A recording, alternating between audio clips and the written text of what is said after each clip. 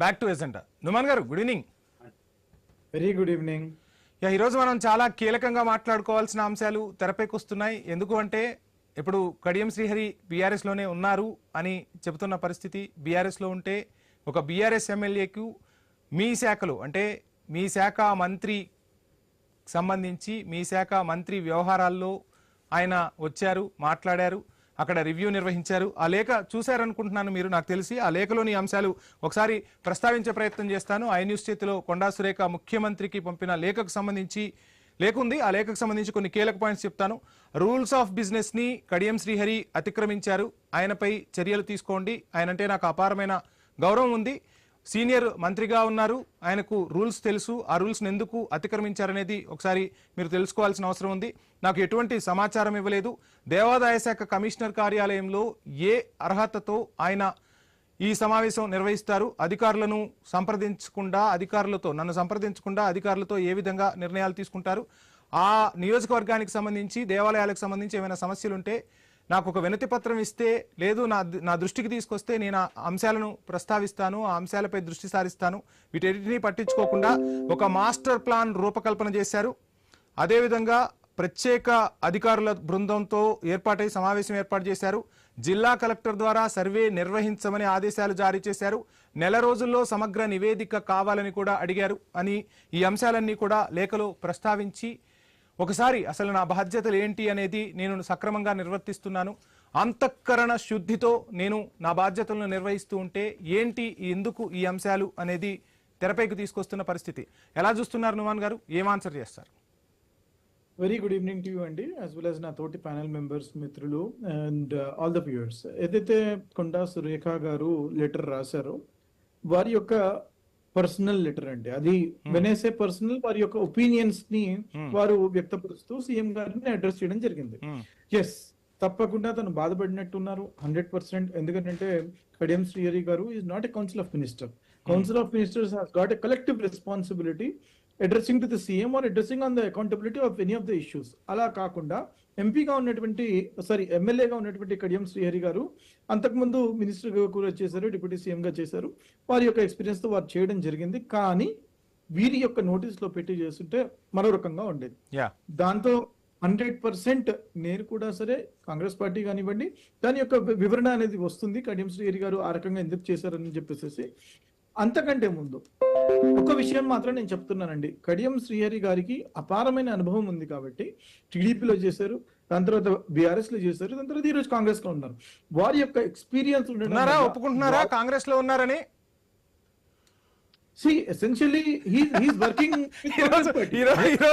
ఈ రోజు రాష్ట్ర రాజకీయాల్లో ఒక కీలక అంశం తెరపైకి వచ్చింది నుమాన్ గారు. నేను ఆల్రెడీ క్లియర్ గా మెన్షన్ చేశాను అది. సో ఏంటి, కాంగ్రెస్ లో ఉన్నారా? నేను మిగతా వారి మాదిరిగా నేను మాట్లాడలేను, ఉన్నది ఉన్నట్టుగా నేను మాట్లాడుతున్నానండి.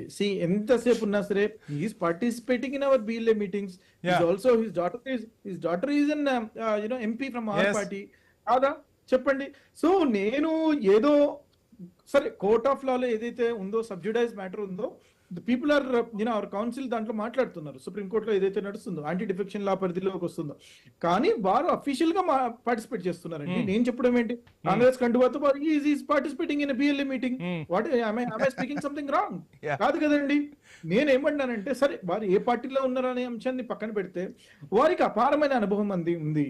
Is a very senior leader. అటువంటి వ్యక్తి ఈ రోజు వారి యొక్క రివ్యూ మీటింగ్ అనివ్వండి, వారు ఏ మీటింగ్ తీసుకున్నారో, ఎందుకు తీసుకోవాల్సి వచ్చిందో వారి యొక్క వాదన కూడా వినండి. Let him come back and say what he has spoke. దాని గురించి మనం మాట్లాడిన తర్వాత కానీ నుమాన్ గారు ఇక్కడ అందరు కలిసి కొండా సురేఖను టార్గెట్ చేస్తున్నారు. అంతకుముందు భద్రకాళి టెంపుల్ కి సంబంధించి అంశం తెర మీదకి వచ్చింది, నాయిని రాజేందర్ కి సంబంధించిన అంశం తెరపైకి వచ్చింది. సో ఆ తర్వాత వేములవాడ రాజన్న సంబంధించి కోడిదూడల వ్యవహారం తెరపైకి వచ్చింది. నిన్నగాక మొన్న యాదగిరి దేవాలయ బోర్డుకు సంబంధించి CMO అని మెన్షన్ చేశారు. అక్కడ క్లియర్గా చీఫ్ మినిస్టర్ ఆఫీస్ నుంచి నిర్ణయం తీసుకున్నారు, నన్ను సంప్రదించాల్సిన పని లేదా, నేను ఆ శాఖకు మంత్రిని కాదా అంటూ కూడా ఆవేదన వ్యక్తం చేశారు. ఆ వేడి చల్లారక ముందే ఈరోజు కడియం మొత్తంగా ఈ సమావేశాన్ని నిర్వహించారు. ఏంటి మొత్తంగా కొండాను టార్గెట్ చేశారా, పొమ్మన్ లేక పొగబెడుతున్నారా, ఏం జరుగుతుంది అనేది కూడా చర్చకు వస్తుంది. ఎవరు ఎక్కడికి పోరండి, ఎవరు ఎక్కడికి పోరండి. ఇప్పుడు ఉన్నటువంటి 64+1 ఏదైతే ఎమ్మెల్యేస్ తో మేము స్టార్ట్ అయ్యామో, దాని తర్వాత నవీన్ యాదవ్ కానివ్వండి, కంటోన్మెంట్ లో మేము గెలిచినటువంటి ఎమ్మెల్యే గణేష్ గారు కానివ్వండి, our own MLAs will be intact. Don't even think వీళ్ళు ఎక్కడికో పోతారు, పక్కదారికి పోతున్నారు, పొమ్మని పొగబెడుతున్నారు అట్లాంటి. ఎస్, కాంగ్రెస్ గవర్నమెంట్ అంటేనే ప్రతి ఒక్కరికి ఒక రెస్పాన్సిబిలిటీ ఉంటుంది కాబట్టి, ఇంటర్నల్ డెమోక్రసీ ఎక్కువ ఉంటుంది కాబట్టి వారి యొక్క భావాలని కొంచెం ఇంటర్నల్ డెమోక్రసీ ఎక్కువైనట్టు అనిపించట్లేదా? పార్టీకి తలనొప్పి రావట్లేదా? ఇంటర్నల్ డెమోక్రసీ తలనొప్పి రావట్లేదండి. ఒక హోమ్ మినిస్టర్ ప్రగతి భవన్ ముందుకి వెళ్ళిన తర్వాత వారిని అపాయింట్మెంట్ లేదని చెప్పేసి బయటికి పంపించిన సందర్భాలు బీఆర్ఎస్ గవర్నమెంట్ లో మనం చూడడం జరిగింది.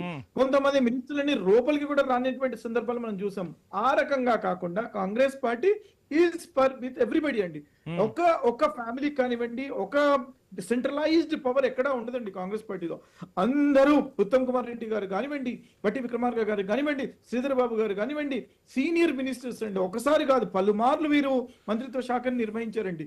They have got immense experience. Please మరి ఇంత క్లియర్ గా నుమాన్ గారు చెప్తుంటే, ఈ మధ్య ఒక సమావేశంలో ముఖ్యమంత్రి ఎస్ఐఆర్ కి సంబంధించి కావచ్చు, రకరకాల అంశాలకు సంబంధించి కావచ్చు, మంత్రులు కానీ ఎమ్మెల్యేలు కానీ క్షేత్రస్థాయిలో ఉండాలి, పార్టీ కోసం పనిచేయాలి, మీ ప్రయోజనాలు తప్ప ఎక్కడ పార్టీ ప్రయోజనాలు కానీ ప్రభుత్వ ప్రయోజనాలు కానీ కనిపించట్లేదు, వినిపించట్లేదు.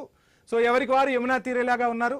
అధికారులపై మనకి ఇంకా అంటే పాలనపై పూర్తిగా పట్టు రావట్లేదు, అధికారులు కూడా మాట వినిపించుకొని పరిస్థితి వస్తుందంటూ సీఎం మాట్లాడలేదా? ఎందుకు సీఎం మాట్లాడాల్సి వచ్చింది ఆ మాటలు? అంటే దాంట్లో ఉన్నటువంటి కాంటెక్స్ట్ మీరు మాట్లాడేది correct, some portion of it. It is not completely correct. Yes, what is wrong అండి? He's the head of the government. He's asking all the fellow council ministers, ఇది ఈ రకంగా మనం చేస్తే మంచిగా ఉండదు, ఈ రకంగా మనం సర్దుబాట్లు చేసుకోవాలి, దిద్దుబాటు చర్యలు చేసుకోవాలి, మనం ప్రజలతో దూరం అవుతున్నాము, ఈ యొక్క ఇష్యూస్ ని ఆస్పెక్ట్స్ ని మనం చాలా సీరియస్ గా తీసుకోవాలని చెప్పేసి వారు ఒకవేళ వారి యొక్క సూచనలు చేస్తే దాంట్లో తప్పేముందండి?